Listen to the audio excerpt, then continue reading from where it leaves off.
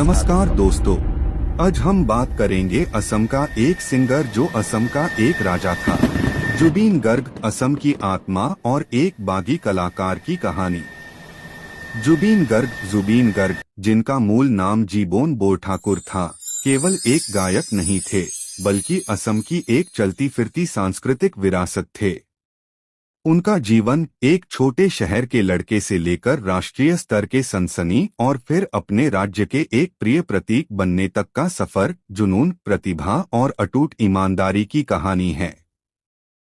प्रारंभिक जीवन और संगीत की नींव 1972 से 1992।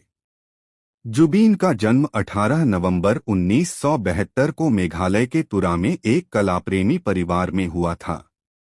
उनके पिता मोहनी मोहन बोरठाकुर एक मजिस्ट्रेट होने के साथ साथ एक कवि और गीतकार भी थे, और उनकी मां इली बोरठाकुर एक गायिका थीं।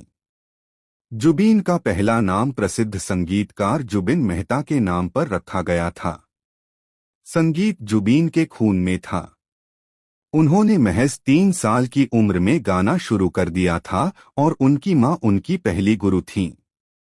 उन्होंने 11 साल तक पंडित रॉबिन बनर्जी से तबला की औपचारिक शिक्षा ली और गुरु रोमोनी राय से असमिया लोक संगीत सीखा। उन्होंने गिटार, वायलिन, कीबोर्ड, ढोल और मैंडोलिन जैसे कई वाद्ययंत्रों में महारत हासिल की। उनकी शिक्षा असम के विभिन्न हिस्सों में हुई, लेकिन संगीत में उनकी दिलचस्पी अकादमिक पढ़ाई से कहीं ज्यादा थी। उन्होंने बरुआह कॉलेज से BSc की डिग्री हासिल करने के लिए पढ़ाई छोड़ दी। जब 1992 में युवा महोत्सव में पश्चिमी सोलो परफॉर्मेंस के लिए स्वर्ण पदक जीतने के बाद उन्हें गायन में अपना करियर बनाने का आत्मविश्वास मिला। असम में धूम और अनामिका का जादू 1992 से 2005। 1992 में 19 साल की उम्र में जुबीन का पहला असमिया एल्बम अनामिका रिलीज हुआ और यह रातों-रात सुपरहिट हो गया। इस एल्बम ने असमिया आधुनिक संगीत में एक नया अध्याय शुरू किया। जुबीन की आवाज में एक ताजगी थी जो पारंपरिक धुनों को समकालीन शैली के साथ जोड़ती थी। अनामिका के बाद उन्होंने पीछे मुड़कर नहीं देखा। माया माया, आशा, आक्सा, पाखी पाखी जैसे एल्बमों ने उन्हें असम के हर घर में पहुंचा दिया। उनके गाने प्यार, उदासी, आशा और दोस्ती की भावनाओं से भरे होते थे, जो युवा पीढ़ी के साथ गहराई से जुड़ते थे। जुबीन असमिया संगीत के एक ऐसे पुल बन गए जिसने परंपरा और आधुनिकता को जोड़ा। बॉलीवुड का बुलावा और या अली का धमाका 2006। असम में सफलता हासिल करने के बाद जुबीन ने राष्ट्रीय स्तर पर पहचान बनाने के लिए मुंबई का रुख किया। उन्होंने 90 के दशक के अंत और 2000 के दशक की शुरुआत में कुछ हिंदी एल्बम और फिल्मों में काम किया, लेकिन बड़ी सफलता अभी बाकी थी। 2006 में फिल्म गैंगस्टर में उनके गाए गाने या अली ने उन्हें देशव्यापी सनसनी बना दिया। यह गाना उस साल के सबसे बड़े हिट गानों में से एक था और आज भी लोकप्रिय है। इस गाने के लिए उन्हें global Indian film awards GIFA में सर्वश्रेष्ठ पार्श्व गायक का पुरस्कार मिला। या अली की सफलता ने उनके लिए बॉलीवुड के दरवाजे खोल दिए। उन्होंने क्रिश 3 इंच, क्रिश 3 के दिल तू ही बता, दिल से, फिजा, कांटे जैसी कई हिंदी फिल्मों में गाने गाए। एक बहुमुखी कलाकार, फिल्म निर्माण और निर्देशन। जुबीन की प्रतिभा केवल गायन तक सीमित नहीं थी, वह एक संपूर्ण कलाकार थे। उन्होंने अभिनय में भी हाथ आजमाया और कई असमिया फिल्मों में मुख्य भूमिका निभाई, जिनमें मोन जाए मौजाई, दीनबंधु और प्रेम अरु प्रेम शामिल हैं। उन्होंने फिल्म निर्माण और निर्देशन में भी कदम रखा।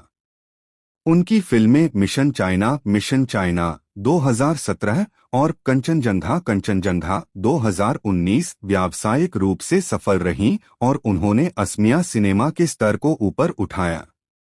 जुबीन ने हमेशा अपनी कला के माध्यम से असम की अनूठी सांस्कृतिक विरासत को दुनिया के सामने लाने का प्रयास किया। सामाजिक कार्यकर्ता और लोगों के कलाकार। जुबीन गर्ग की कहानी का एक और महत्वपूर्ण पहलू उनका सामाजिक पक्ष है। वह केवल एक सेलिब्रिटी नहीं थे, बल्कि लोगों के कलाकार थे। वह जाति, धर्म और राजनीति से ऊपर उठकर समाजवाद में विश्वास करते थे। मानवतावादी दृष्टिकोण, उन्होंने कई धर्मार्थ कार्य किए, 15 बच्चों को गोद लिया और कैंसर सुपर स्पेशलिटी अस्पताल खोलने में मदद की। सामाजिक मुद्दों पर मुखर, वह सरकार की नीतियों, सामाजिक अन्याय और इंडस्ट्री में शोषण के खिलाफ खुलकर बोलते थे। उन्होंने कहा था, मेरी कोई जाति नहीं, कोई धर्म नहीं, मैं केवल मानव जाति के लिए एक इंसान हूँ। असमिया पहचान, उन्होंने नागरिकता संशोधन अधिनियम CAA के विरोध जैसे आंदोलनों में सक्रिय रूप से भाग लिया, जिससे उनकी छवि एक निडर और ईमानदार व्यक्ति के रूप में और मजबूत हुई। विरासत और अंतिम विदाई। अपने 33 साल के करियर में जुबीन गर्ग ने 40 से अधिक भाषाओं और बोलियों में 38,000 से अधिक गाने रिकॉर्ड किए, जिससे वह दुनिया के सबसे विपुल गायकों में से एक बन गए। 19 सितंबर 2025 को सिंगापुर में 52 वर्ष की आयु में जुबीन गर्ग का निधन हो गया, जहां वह एक कार्यक्रम में भाग लेने गए थे। उनकी मृत्यु ने पूरे पूर्वोत्तर को शोक में डुबो दिया। लाखों लोग उन्हें अंतिम विदाई देने के लिए एकत्र हुए, जो एक कलाकार के लिए अभूतपूर्व सम्मान था। जुबीन गर्ग की विरासत केवल उनके गानों या पुरस्कारों में नहीं है, बल्कि उस कनेक्शन में है जो उन्होंने अपने दर्शकों के साथ बनाया। वह असम की धड़कन थे, एक ऐसी आवाज जिसने पीढ़ियों को जोड़ा। आज भी हर बार जब कोई असमिया बच्चा अपनी मातृभाषा में गाता है या कोई लोकधुन आधुनिक रूप में सुनाई देती है, जुबीन गर्ग जीवित हो उठते हैं।